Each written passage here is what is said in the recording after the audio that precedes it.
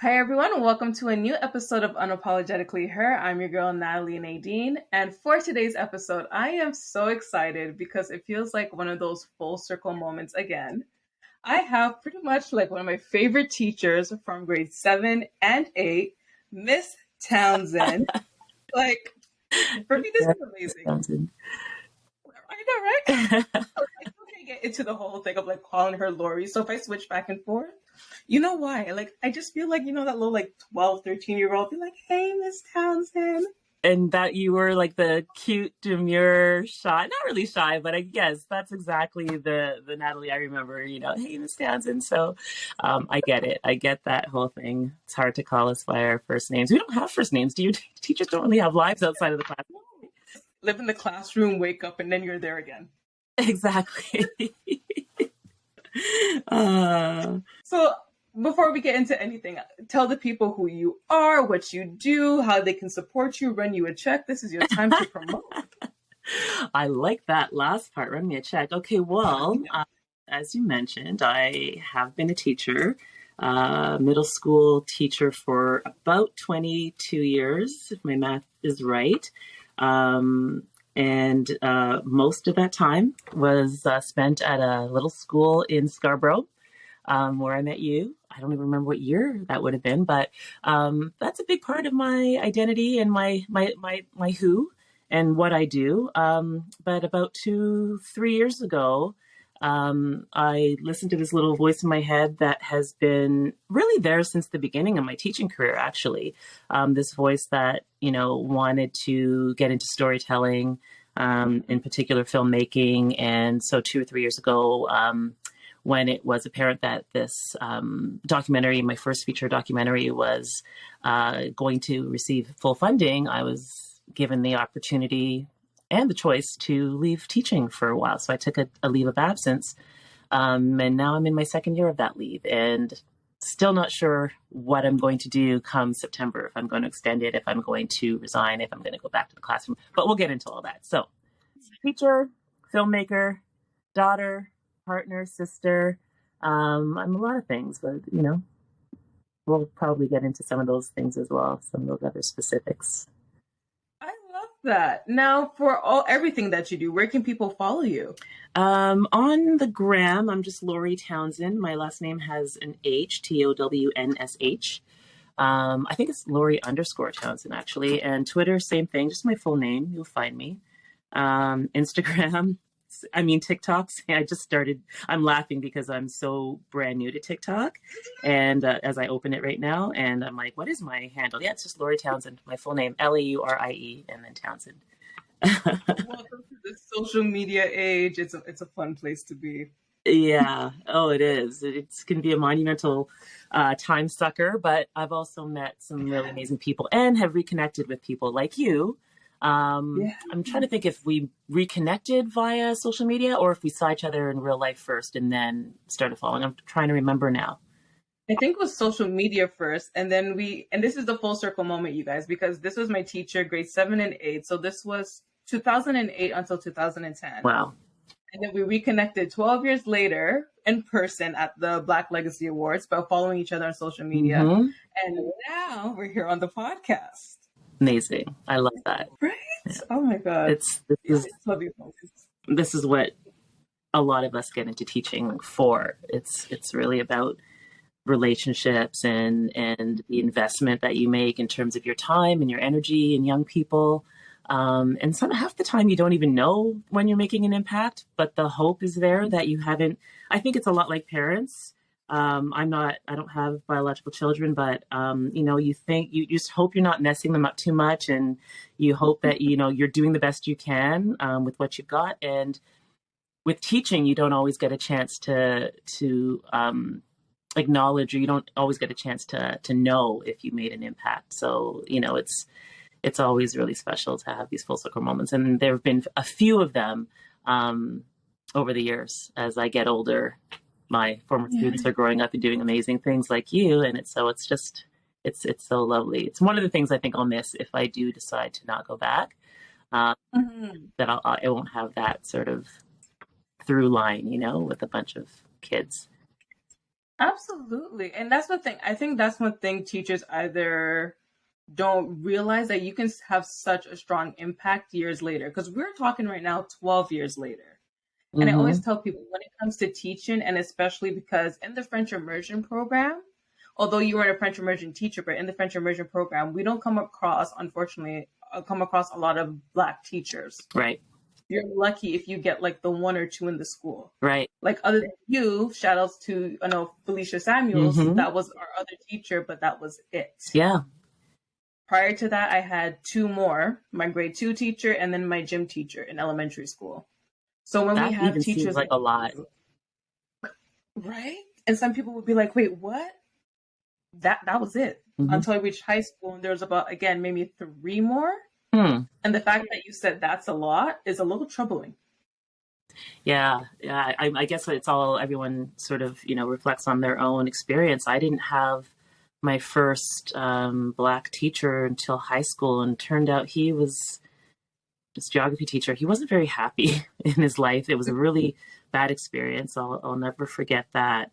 He wasn't very kind, and it wasn't. And it would have been. It was another 3 years or so before I had a prof at university who was my, like, I would consider my first real Black teacher.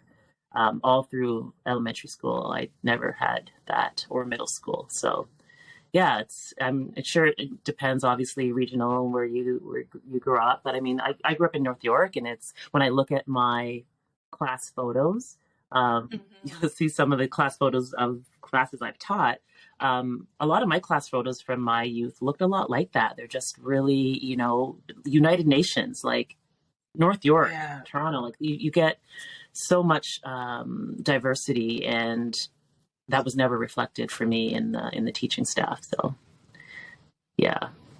Well, this is actually the perfect segue into my first question, because now, can you tell us some of the unique challenges and obstacles you faced in your career as a teacher, being a Black woman? Yeah. I mean, early on, I think, being sort of tapped as the equity person, the sort of steward of all things race related. When you're starting out as a teacher, like you're floundering. You're like everybody else, trying to figure out who you are, taking in advice from elders, from older teachers. I remember hearing the rule, don't smile till Christmas. That was sort of like how a lot of the elder teachers used to think about classroom management. The don't smile till Christmas adage was about, like, not being too friendly, because kids will take advantage of you and you'll have chaos on your hands. So, like, I just remember, like, negotiating all these different ways of trying to figure out who I was going to be as a teacher.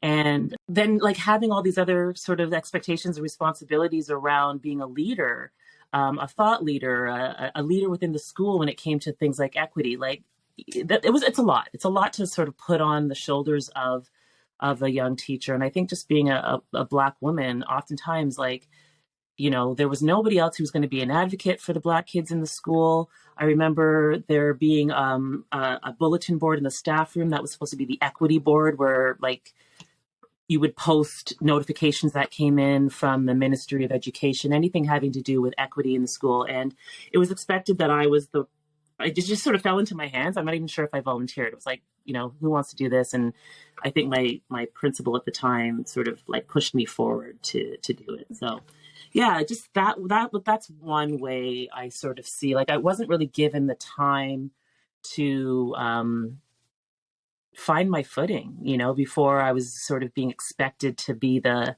leader in the area of equity, because why? Because I'm the one teacher of color, one of two on staff. I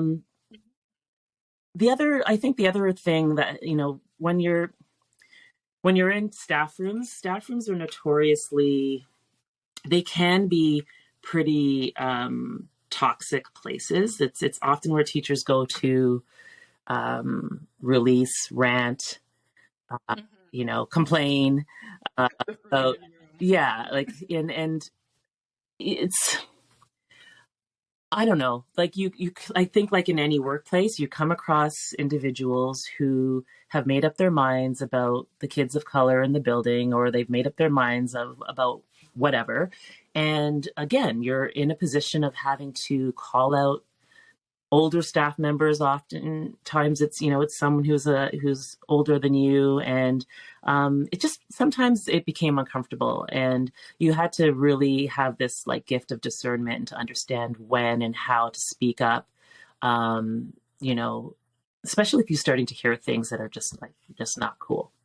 Yeah. I remember like a long time ago, there was a teacher who was kind of suspecting that she had been given, the balance was off in her classroom of students from a certain sort of problem neighborhood versus student. Like she felt like the balance was off, and to sort of prove her point and to sort of like, in her investigation, she went and checked all the addresses and was like, yeah, see there, it's clear that, my student ratio is off in terms of, and you can use your imagination, like the neighborhood in question, the high risk neighborhood would be predominantly kids like me who grew up just down the street in government housing. Like that would have been, primarily kids of color. So hearing things like that as a teacher, you're just kind of like, damn, like the emotional,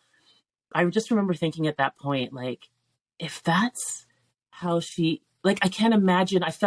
At that moment, I felt like I wanted to take every Black kid out of her class and bring them into my class. Cause I was like, I can't imagine how that's manifesting. I can't imagine how that's seeping into the way she's looking at these kids. If she considers them a liability, just based on an address, and considers them that, how can you teach a child if that's the way you feel, and those are the judgments you're making? So a lot of that kind of emotional burden as well is part of a unique challenge of being a teacher. Almost kind of like you want to be like, I want to save every single student. I want to be able to be there for them. Yeah. And I think what you were saying just now with that teacher, it's one thing as the teacher to see it with like your colleague, but something I don't think a lot of teachers notice, but as a student, you notice when the teacher treats you differently based on the color of your skin, or like you said, if they search the address to see where you come from. Like, yeah, like the address is going to give you, like it has anything to do with the human being standing in front of you. And I mean, of course, there are going to be challenges associated with growing up in lower economic, in struggling communities. I mean, I know we had our challenges growing up in government housing. But like school was supposed to feel like an oasis from that. Like school is supposed to feel like a safe place where you could, especially a school like ours where, a decision was made early on that there would be uniforms. This was like almost unheard of in a public school back in the time, back in the day, where the parent council got together with the principal and said, hey, let's do uniforms because we want to kind of level the playing field. We don't want kids comparing, top, designer jeans and shoes, and well, shoes, I guess, was always going to be the differentiator. But yeah, like I felt like school it's supposed to be that sort of level playing ground, right? It's a place where you come and you should be able to be yourself, and your address, your postal code shouldn't have any bearing on how you're treated or what kind of education you receive. So yeah, there's definitely that feeling of being very protective of students after hearing stuff like that, because behind a closed door, like who knows what kind of messaging kids are getting from an educator like that. Absolutely. And that's the thing. I feel like there's a lot of those where it kind of transcends, and I would say it goes into like adolescence, adulthood. Because I always tell people this story. I had a teacher in elementary school where, again, she looked at some of us a different way. I remember she tried to do everything to get me out of the French immersion program. Interesting. She told my mom, oh, I think she has a hearing problem. You have to take her for a hearing test. There's this and that. They put me in an English class for a day to see if I would like that better than French. Really? And I'm just like, and I feel like that traumatized me to the point where I'm like, I'm not leaving the French program. And even if I wanted to, I made sure to stick it out just because it does leave trauma within the students. When we got to middle school, we had another homeroom teacher who, and this was in grade 8, where I don't know if she had something against some of us French immersions, and again, we kind of all fall under that certain Mm-hmm. list. So when we were in that split class, she treated us completely differently from her original class. Mm-hmm. So when we had, well, Madame Samuels, after she left, we got placed with this teacher. Mm-hmm. And it's like we were like the step kids that she never wanted. Damn. Yeah. That's good. And it's like, you realize we feel your vibe. Right? Like, particularly teenagers, like that age group, they are so connected, so able to read. You see it when there's a supply teacher who comes in. You can clock that supply teacher within seconds. You know exactly what you can get away with. Like, I think middle school students are masters at reading the vibe and getting a read on a teacher. And they'll tell you exactly how they're feeling, or they'll show you exactly how they're feeling. So I believe that like what you experienced, what you felt was real. And whatever reason that teacher was just bugging. Wasn't feeling us one bit. That was a long school year. I'm sure it was. Wow. Yeah. Wow. I can't remember. But now this point, so it's probably not important, but we can talk. I feel like that's like an off-camera chat. Exactly. Name names. This leads into the question for you, where I'm like, how does being a Black female teacher now impact the students you teach and their perception of themselves and their potential? Because we're talking so much of the impact when we don't have that. Yeah. Well, I think the first thing that comes to mind is you just feel, as a student, you feel wanted. You feel desired. You feel like someone wants you there. And who's it? Toni Morrison, who talks about like, don't ever let a child, or maybe it was Maya Angelou, I'm gonna have to check that. Don't ever let a child walk into a room and not be acknowledged. Like there's something about like standing at the threshold of my classroom and welcoming students into my room. That just became something I did naturally, but I know that I can just picture the students as they walked in. Like it just, there's a sense of being welcomed and someone wants you to be there. And that's huge when you are thinking about all the other ways young Black kids are excluded or made to feel like they aren't wanted, or like they're to be feared, or they're to be shunned, or they're to be ignored. Like that, just showing up and desiring their presence is a huge act, I believe, in love and care. So, I mean, that alone helps the student feel safe. It helps the student feel like they want to, they can learn from you, they can share with you.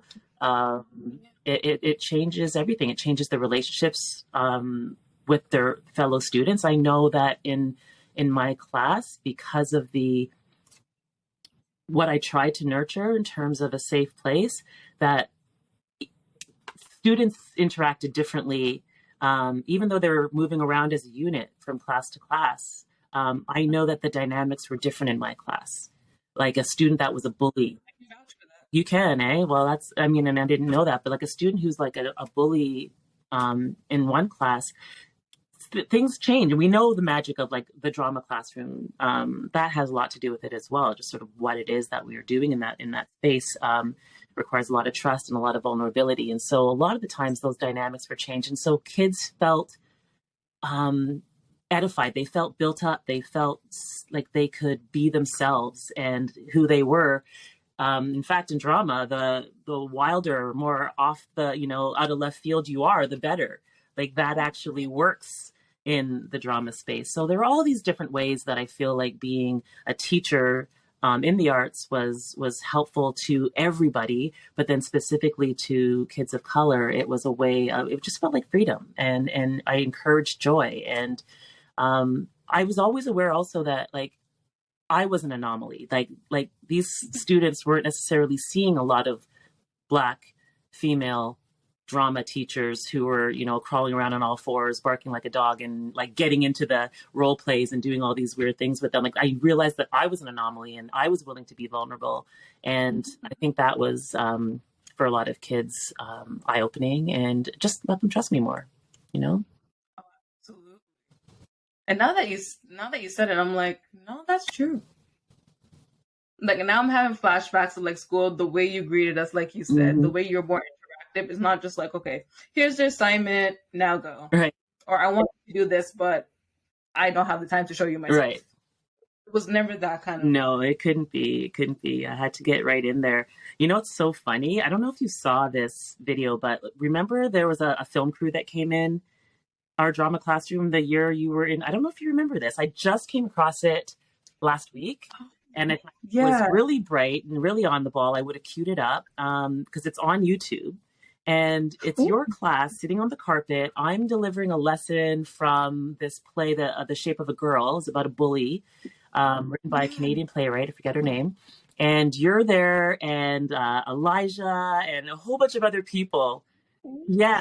Oh, And there are moments insert into this captured where, episode. like, you're sitting beside me. There's a moment where I'm talking and sharing some feedback, and you're right there on the carpet beside me. I will find it and I will send you the link. Oh, please do. I need to see. Oh my gosh. Yeah, it's really That would wild. look so But like awkward. it was good for me to see because I don't often get to see how I am in the classroom, and I'll never forget that year they came in to film that. It's very hands on. You can't be a drama teacher, and like even that. I mean, that day I was wearing heels, but I never wore heels. I knew that they were filming, so I tried to, I don't know, femme it up a little bit for the camera. But I never wore heels. I got away with wearing, I got away with wearing jeans and dots my whole career because I was the drama teacher. That sounds like my kind of life. We ain't doing heels over here, so I'm with you. I thought It's you like, you strike me as someone who could, no, wear a little. I will pose for the camera and then I'll be like, okay, these are killing my feet. I will walk barefoot before I take another step. I love that. Yeah, I gotta keep it real. Sneakers, docs, Uggs. I'm good. Nice.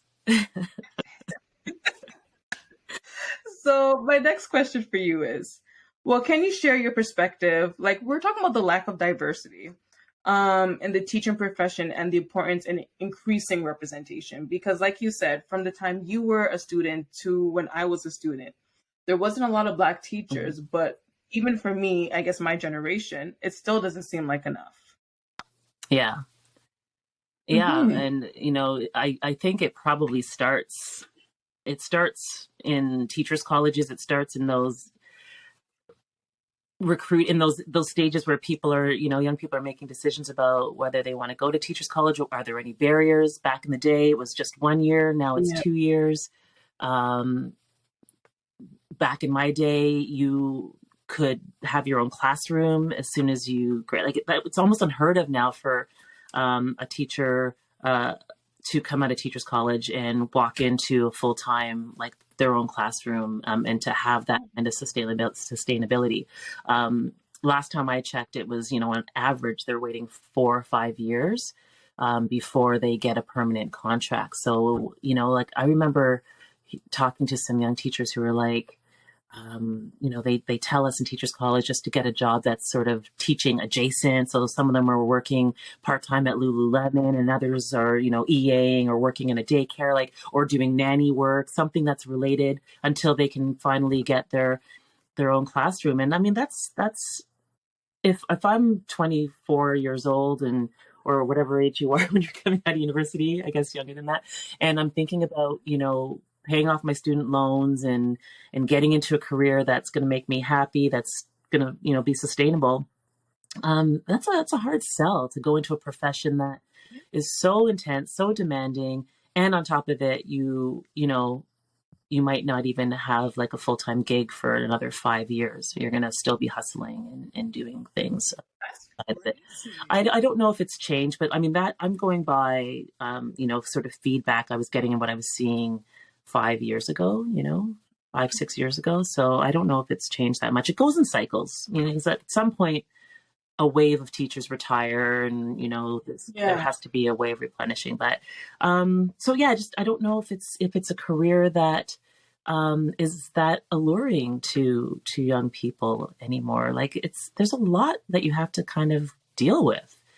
I was talking to 24-year-old today, and she was telling me that her cousin in the Caribbean who's a teacher, has been teaching for like 3 or 4 years, and just like, that can't take it anymore. The kids, she's like, the kids, they're just, they're not like they used to be. Or so I don't know where she's getting, what her sort of expectations were, but she's like, it's not worth it, man. It's like, sometimes it's a tough profession. It's a tough profession. I think it's a tough sell to a lot of people. So what do you do? Pay them Probably better? people used to sell it with, oh, you get long summers, you That get used to extra be holidays. enough.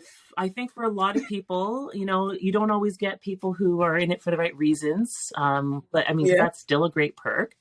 It's what allowed me to pursue filmmaking on the side, because I was also, I was teaching for a good 5-6 years before I took my leave, and still making short films and trying to, find my way in the industry. So, I mean, summers, definitely.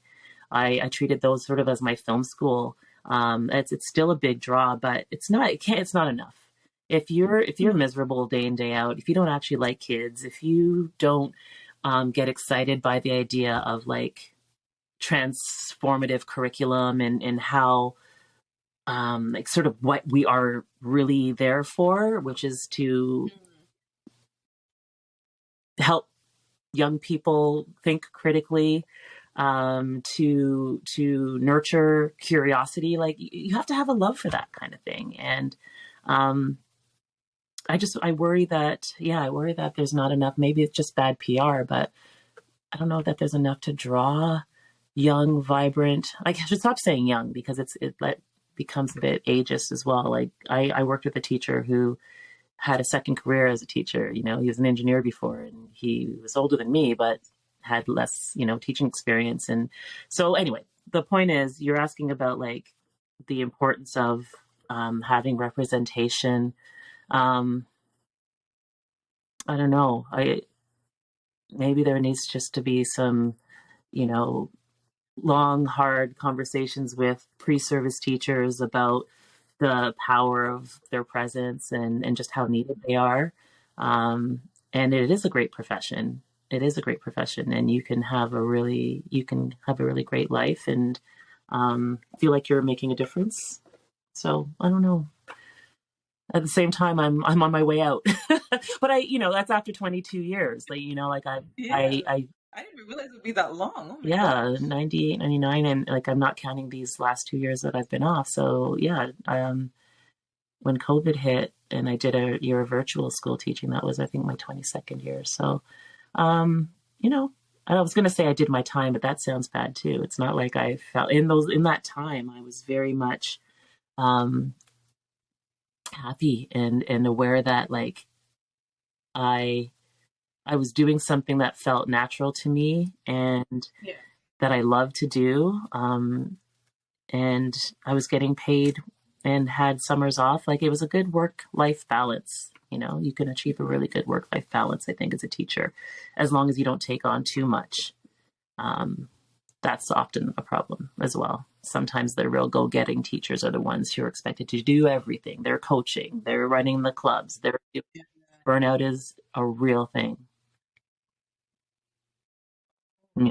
See, now that's good to know. I always told people, I'm like, if you want to go into teaching, and I'm happy I kind of did this, because at first I always thought that's what I was going to do. I was going to be elementary Mm-hmm. school teacher. I was going to teach like the kindergartens and French. And then I always recommend people, one, keep in touch with some of your previous teachers. Two, go back and volunteer with them and see, is this something you see yourself doing every day? Great advice. So there was a teacher I had. She was my grade 2 teacher, and we were her last grade 2 class. And then she taught kindergarten until she retired about 4-ish years ago, I think. Wow. And I would go back and volunteer with her almost for like an entire school year, to the point where I got to know the kids. It's like I was her own like personal teaching assistant. And I'm like, I love you. I love being back at this school. These kids are great and all, but I don't think I could do this every day. Mm. And I'm like, and that's the reality. And for some, like, yes, it is what they want to do. But like you said, you need to have a love for it. You need to have a passion. You need to like the kids. Yeah. You can't teach a child you don't like. Baldwin said something to that effect. I'm watching every great thought leader's quotes right now, but yeah, it was something to that effect. James Baldwin said, "You can't teach a child you despise." Yeah. It's not. It I'm just like, doesn't at work. this point, like you said, there's people who are getting into it for the wrong reasons, and I think they're finally realizing that's not enough. So this is not for you. Do not waste your time nor the child's time. Right. Yeah. No, Yeah. you can do irreparable damage. It's not child's play. Mm-mm. Unintended. Yeah, like you can do way too much damage. As a leader in that room, for I used to say this to students all the time. Like, I spend more waking hours with you all than I do my own family, than I do my own mother. And you spend more waking hours with me probably than you do with your own family, not counting weekends. And that time is sacred. It's also like, you have to be aware, as a teacher, you have to be aware of your power and your privilege and your impact, on kids, and you can't play around with it. Now, shifting gears, because you brought this up during the last question, we were talking about your career in filmmaking. Mm-hmm. So, what actually motivated you to consider a career change, and what factors influenced this decision? Well, I think it's always been there. I wouldn't even call it a shift. Like, when I first started, I remember reading in a teacher magazine. I always have it nearby. Of course, I can't find it now. That's okay. In a teacher magazine, there was an article about Linda Schuyler. She's the creator of the Degrassi franchise. She was a grade 8 or grade 9 teacher before she created the Kids of Degrassi Street, and then, all the other iterations of it after that. I remember reading the article and putting it in a plastic sleeve and just keeping it in my desk drawer. This is back in 1998, 99, because I was just really intrigued by the ability of her to kind of pivot naturally into something that didn't feel too far from what she was doing in the classroom. So let me explain more. Like, she had these grade 8s. She's the kind of teacher that I think I was, really trying to connect with them, really trying to see them as, whole human beings with fears and, questions and curiosities and triumphs and trials. But she had nothing to work with in terms of like media. She had nothing to show them. She had nothing to work with in the classroom. And so she created it. She wrote it. She created this Kids of Degrassi Street because she wanted it to reflect the students that she was teaching, and she used it as a teaching tool. She used some of these early videos that she did on topics from like sex to, STIs. She used these as teaching tools. She had to create them herself because they didn't exist. So I just remember being really inspired by that. I was like, I love that. I love the idea of using another skill set to continue to teach, to continue to serve your students in a way. And to like just bring their authentic voice, to reflect that in some form of media. At the time when I started teaching, I had also met a writing mentor. He was a screenwriter. I met him while I was working summer camp in the States, and he became sort of my I don't know if you remember that movie Finding Forrester. Came out in I want to say the early 90s, maybe. Sean Connery plays this old reclusive writer who takes a young Black writer in under his wing, and he's a really talented young writer. And anyway, they help each other basically. I found my own Forrester in this mentor of mine, Herb Gluck, and so I was starting my teaching career, but I was also thinking about this other thing that I love to do, and this idea of telling stories on the screen, and the types of conversations I was having with my mentor at the time. So I kept that article, kept it with me. I never changed classrooms because I was at Macmillan I was at that school for 20 something years. I think I left for 2 years to go teach in the States, and I came right back.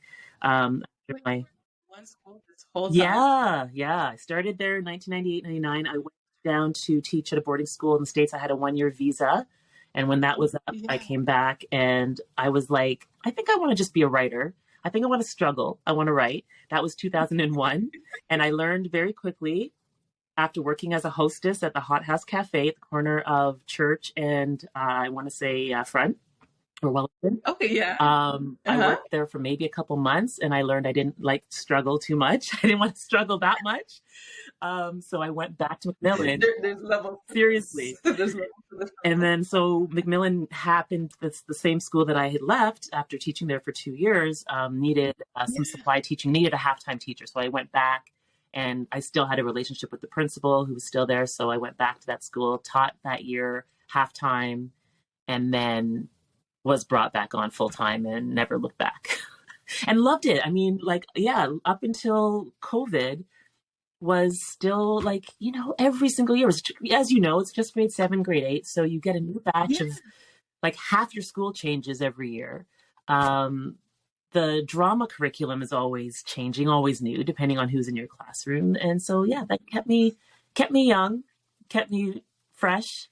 And I loved it right up until, I was out of the classroom and having to teach from this basement here, which was okay as well. It had its own, things I liked about it, but not the same as being in the classroom. So, yeah. How do you do drama? What's that? You know what? It's possible. It's not easy, but we did a couple sessions where we did, I don't know if you remember, one of the strategies in drama is town hall, where teachers, they call it hot seating, the teachers enroll, let's say as like a town leader.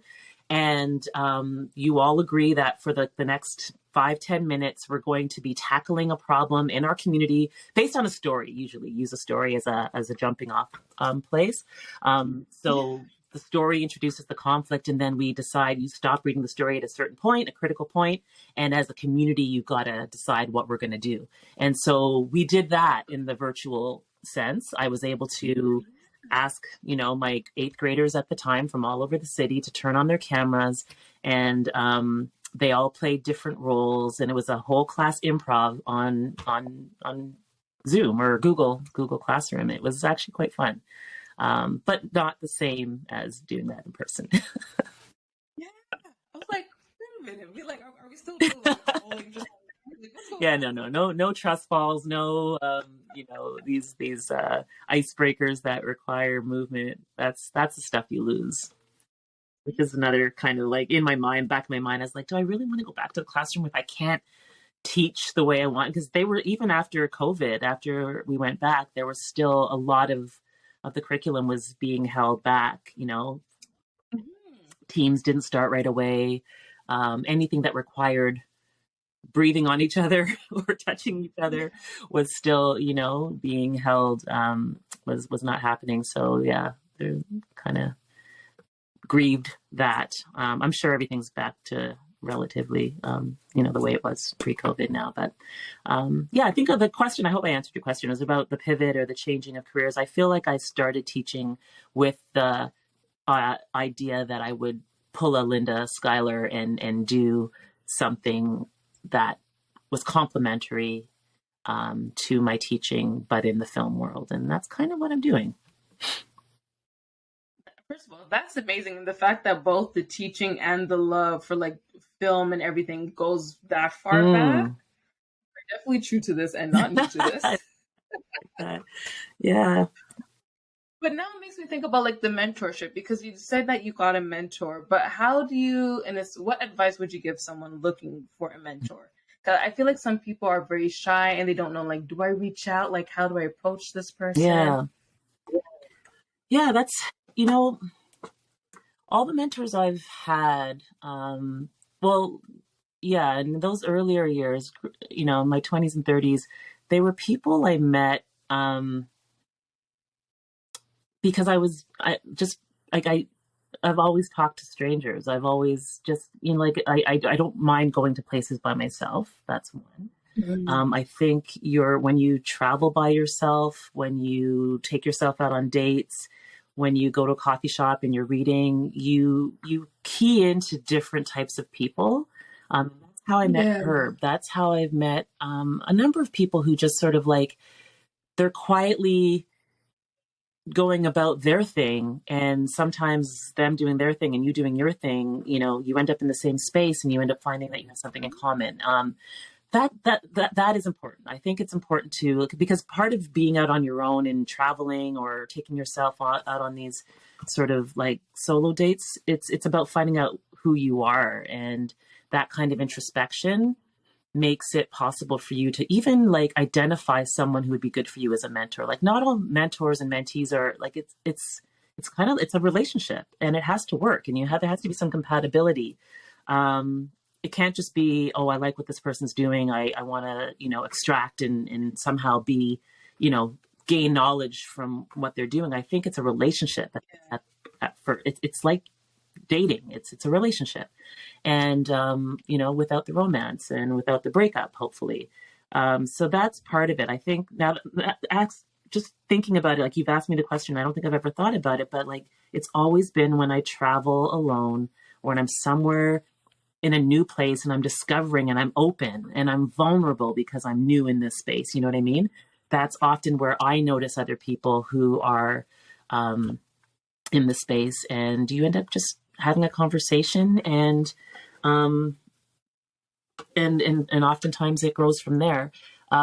Lately, or in the last few years, I've been a little bit more strategic, I guess is the word, about like selecting a mentor, and but it's still based on relationships. It's like, hey, I know somebody, we have a mutual friend in common. Maybe you and I are friends, and you know somebody who is, a teacher who's thinking about leaving the profession or pivoting to something else, and you introduce us.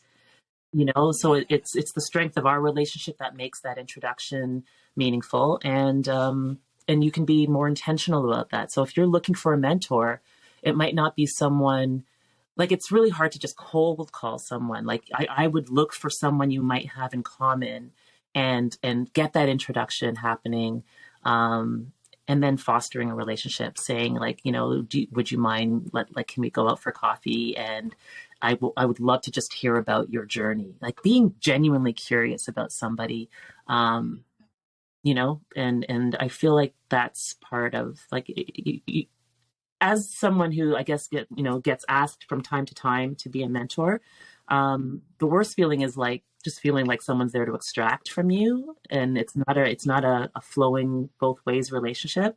I learned that mentorship is supposed to be two ways from my friend Danielle Kahn de Silva. She founded Photographers Without Borders, and actually she put out a call for mentees. So it was part of a program that she was starting through her organization.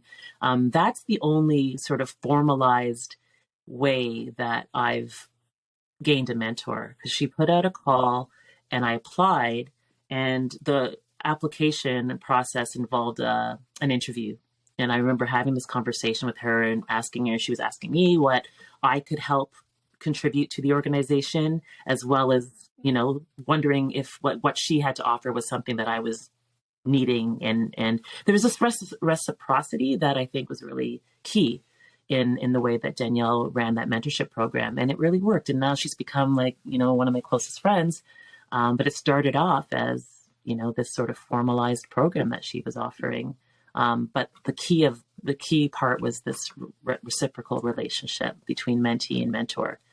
As a mentee, you're not coming empty-handed. You are bringing something to the table, right? Even if it is just a fresh perspective on an industry that this person's been in forever, that's golden. You have your finger on the pulse of what's happening in the industry as a fresh person or a person who's new to it. Like that's valuable to a mentor, I think. Yeah. So I think mentees need to first know that they're not coming empty-handed. They actually are bringing something. They're not just in this extraction kind of thing. And be genuinely curious about people. Don't be, if you are shy, one of the great ways to get over shyness is to start like taking yourself out, go out by yourself. I remember thinking that was like the hard. I used to look at people who are at movies by themselves and think, wow, how sad is that? I could never do that. This is when I was much, much, much younger. And now it's like, oh my goodness, like I love. The other day I took myself out to the symphony, to the TSO. It was so great. Ooh. Beautiful. And of course, I ended up talking to people that I probably wouldn't have talked to if I had been with a group or with, anyway. Yes. So that's a good way to get over shyness. It's also a good way to just, to self-care and, um, you know, See, the key word I took from you earlier was be mm, intentional. And I think that's the thing, like you said, like a lot of people, like if they reach out, I feel like a lot of people kind of have that hidden agenda where it's like, I want a mentor, which means I just want to grab all the information I mm, can and just make a copy of what you right, do. And now I'm just going to be the next right. Laurie. And like, that's not how this No, works. that wouldn't fulfill you anyway. Like that's part of like knowing who you are, spending time with yourself, knowing who you are, maybe not what you want to do, but knowing who you are is part of the process of finding somebody who's going to truly know you. Like a mentor sees Yeah. you. Um, Mm-hmm. and you don't want someone who just like understands your CV. Like you want them to someone who is going to see you and invest in you, invest time and energy, even if it's for a prescribed amount of time. Someone who's going to do that, and I think that starts with the self knowledge. You have to know who you are, so that you're not out there just trying to, replicate someone else's career. Yeah. I and Mm-hmm. anyone listening or watching today, I hope you made some notes. If you have to rewind back a couple seconds, go ahead, because these are gems that you probably mm. would not normally get. Ah, Because whether you're shifting careers, whether you're starting something new, you're trying to figure out what to do next. Like I was shopping the other day at Scarborough Town Center, and I was talking to the cashier at Spring, and we're talking about like working in retail, and I'm like, yeah, I used to work here for like 8.5 years, and she's like, oh, what, you used to work in the mall too? Oh my gosh, like how did you get through school, what did you do, da da da da da. And like sometimes there's a lot of people, whether like a mentee or whatever the case may be, they want the answers to these questions. mm-hmm. But again, like you really want to be that person, be like, do you really genuinely want the answer, or are you just be like, let me just pick, choose, and refuse, because mm. that's not really how this Yeah, works. yeah. Yeah. You have to. If someone's willing to give you the real deal, like just to lay it all out, and yeah, you have to be ready to hear that. By the way, I worked at STC as well in retail for a few years. Fairview Mall first, and then we moved out to Scarborough, and I worked at Crabtree and Evelyn, the old lady soap store, for a long time. But I actually loved it. It was really fun. It was nice to. It wasn't. It wasn't too crazy, just little ladies looking for their soaps and their hand creams. It was great. See, now that I could do, be like, just here you go. Exactly.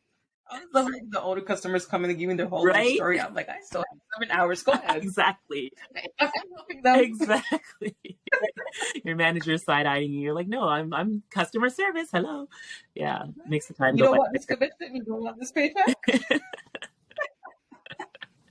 uh, So shifting gears for a little mhm. bit, you actually, I was going through your website and I realized you have released a handful of documentaries since 2008. Yeah. So, what inspired you to pursue a career in documentary filmmaking, and what drew you to that form of storytelling? Hmm. Yeah. And it's been a very small handful, like a baby handful, of docs. The first set of She docs. downplayed it. Well, no, I mean, I guess you're referring to like the series. I did Human Frequency Street Docs. These were like, I remember getting my first DSLR, and it was a summer, so summer off, summer vacation, here we come. But I wanted to use the time. Again, it was like sort of my self-curated film school experience. I wanted to exercise my storytelling muscle with this new DSLR. And I said, okay, if I can make a conversation with a stranger interesting to watch and like keep it under 3 minutes, I think that'll be a good exercise to work this storytelling muscle of mine, right? Can I create something that has a beginning, middle, and end that feels like or feels like a thing by the end of it? So that's what I did. I didn't have crew, I didn't have a cast, so it was like, what am I going to do? I'm going to start interviewing strangers, people on the street, and that's what I did. I walked around different neighborhoods, and I started with this premise. I called it Human Frequency Street Docs because I wanted to believe that no matter the neighborhood in Toronto or the GTA, no matter the socioeconomic, no matter the gender or the race, I believe that on some level we're all kind of talking about the same thing. Like there's something in the zeitgeist or something in the atmosphere that is connecting us all, and I wanted to prove that. So what I would do is I'd go to Regent Park and just happen upon this guy who's fixing his car. And I remember this is one of the episodes. It's called Scar. It's this man from I think Sri Lanka who is talking about he's escaping war and being here with his family, and he's talking to me, obviously with permission. He's talking to me while fixing his car. He's got a scar on his head from some a violent episode that he experienced in Sri Lanka, and he was talking about just wanting to get his family to safety. And through the conversation, I learned that he was also a storyteller. He was also a filmmaker, and wasn't able to focus on that because he was now like a refugee, but trying to figure his way out here in Canada. And then like half an hour later, I drove down to the annex and I started talking with this man and woman on a patio. And this white guy from Ireland or somewhere in Europe was talking about war, but from a completely different perspective. And so I was like, I can have these conversations kind of thematically connected, but a conversation about war from a man from Sri Lanka versus a guy, a young guy from the UK, it's going to be different, but the same. And so that's what I did. I started sort of pairing up these conversations and putting them on my website and mapping them as well. It was in the heyday of, who's the guy in New York who's doing the Humans of New York? Remember that blog? Yeah, that was popping off at the time. And I was like, let me do this for video. And so that's how it became sort of like this documentary thing. I was working that storytelling muscle. I had a new camera and I really wanted to use it.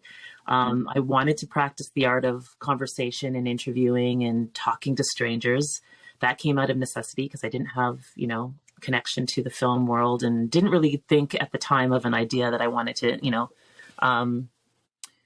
pursue. And then, just this natural sort of feeling of, wanting to show how much more connected we are than different. And so that came, I think I did about 20 installments over a couple years. They exist online as Human Frequency Street Docs.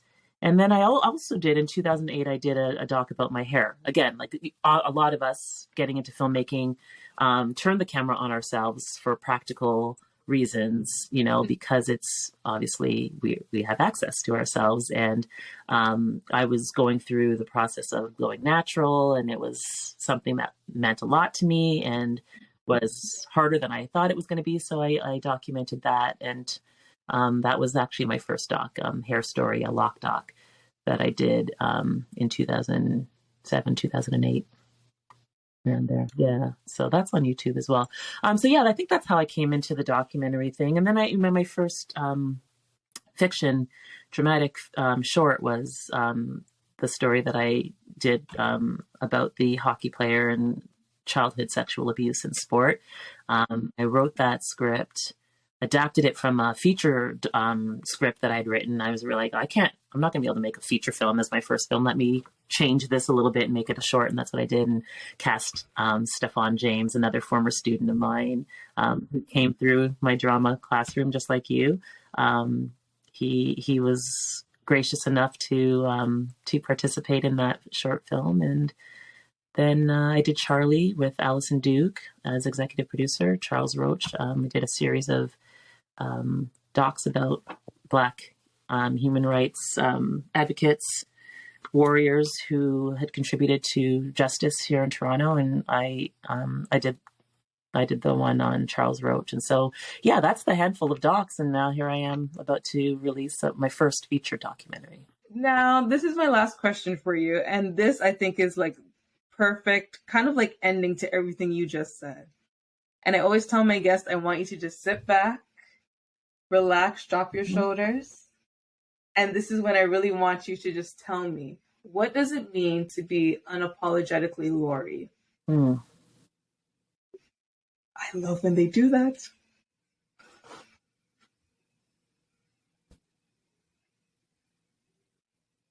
Being unapologetically Laurie means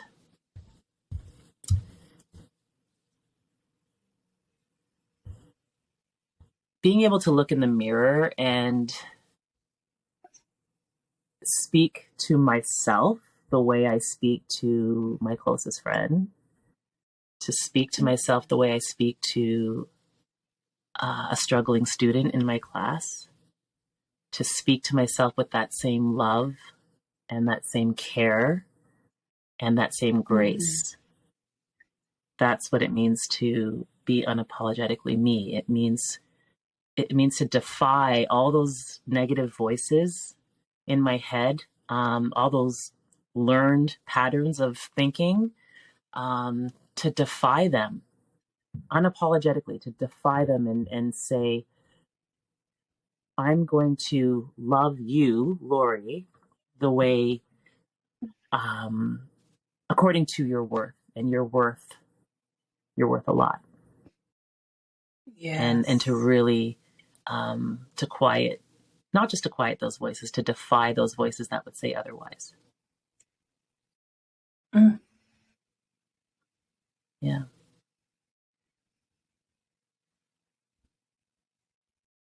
Oh, I'm not even going to give you a response. I'm going to end it right there. Thank you so much. I am, I'm just sitting here in awe of, this life we get to live, and the connections that this career has. It's making me emotional, but that's okay. I'm in awe of the connection that is possible just from 2 short years of knowing you, that we can be here. It's really beautiful to me, and it just makes me feel very seen and very connected still, and I'm just very grateful. These are tears of gratitude. I thank you for that. I think this is the first time I've ever had someone get so emotional on the show, and I'm like, oh my gosh, I'm the tears. I tend to come off as tough sometimes, but no, my partner will tell you I cry at the drop of a hat. But it's usually coming from a place of deep feeling, and I do feel deeply, and I'm just so glad that you asked me to do this, and that we were able to get so deep in a relatively short amount of time. Yeah. I hope you keep doing this. Thank you. I'm using this as motivation right now. I'm about to cut like that one clip and be like, every time I feel like we're gonna slow down, nope, press play. That's it. This is about to be my alarm. Get your little playlist of yes, I like that. It's a great idea. Oh. Now, before I let you go, promote yourself one more time. Let everyone know where they can find you, support you, Okay. how they can watch your past work, all of it. Okay, yeah. So, I mean, if you look up Laurie.Townshend, that's what I am on IG, LAURIE.TOWNSHEND, silent H, for those of you wondering how to pronounce it. That's me on Instagram, Laurie Townshend on Twitter and TikTok, and I believe my website's laurietownshend.com. Something like, do people still go to websites? Where you'll see like connections, links to the Human Frequency Street Docs, which are on YouTube. You could also look me up on YouTube and find my channel just using my name. Away with Words, retitled. Can I say the new title here? Should I say the new title here? Just follow my. You're like, oh, do I get an exclusive? let me hold off just in case. I mean, it would really suck if I said this title and then like we get the cut and it's like, oh no, we're not changing the title. It's Away with Words. That would suck. I would feel so ashamed because I'll just confuse people. So follow right now. Instagram Away with Words doc is also we have an Instagram account for the film, and you'll be able to know when we're premiering. Whether it's TIFF, whether it's Sundance next year, who knows? Whatever the universe has in store for this film, it's going to be amazing, and like everything associated with this film so far in its own time. So yeah, you can just keep in touch with me through the socials, and you'll know when things are aguan.